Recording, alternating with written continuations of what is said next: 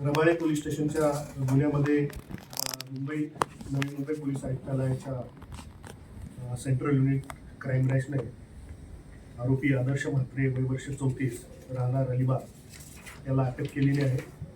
या आरोपीवर महिलांना फसवून त्यांची आर्थिक फसवणूक करून तसंच त्यांना लग्नाचा आमिष दाखवून त्यांच्याशी लैंगिक संबंध प्रस्थापित करून त्यांची फसवणूक केल्याचे वेगवेगळे गुन्हे दाखल आहेत.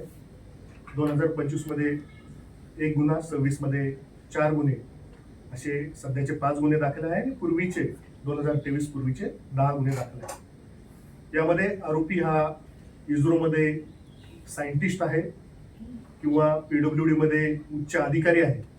या प्रकारची बनावट प्रोफाईल मॅट्रोमिनियल साइट्स शादी.com सारख्या आणि टिंडर या ठिकाणी क्रिएट करून ज्या महिला उच्च शिक्षित आहेत, ज्यांना गल्लेलठ्ठ पगार आहे आणि ज्या एकट्या आहेत, ज्यांचा डायव्होर्स झालेला आहे, अशा महिलांना आरोपी स्वतःच्या जाळ्यात ओढत होता.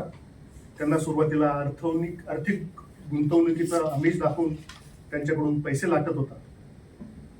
महिला सिलेक्ट करण्यासाठी तो पर्टिक्युलरली ज्या महिलांचं बँक अकाउंट ॲक्सिस बँक असेल, HDFC असेल किंवा ICICI असेल, ज्या ठिकाणी इन्स्टंट प्री अप्रूव्ड लोन मिळतं, अशाच महिलांना तो सिलेक्ट करत होता. त्यांच्याशी संपर्क साधून त्यांना वेगवेगळ्या प्रकारच्या फॅन्टसी दाखवून त्यांच्याशी जवळीक तो साधत होता.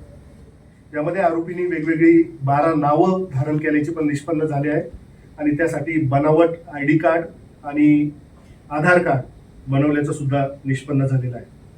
यामध्ये आरोपीने मिळवलेला पैसा हा पंचतारांकित हॉटेलमध्ये हा खर्च करत होता.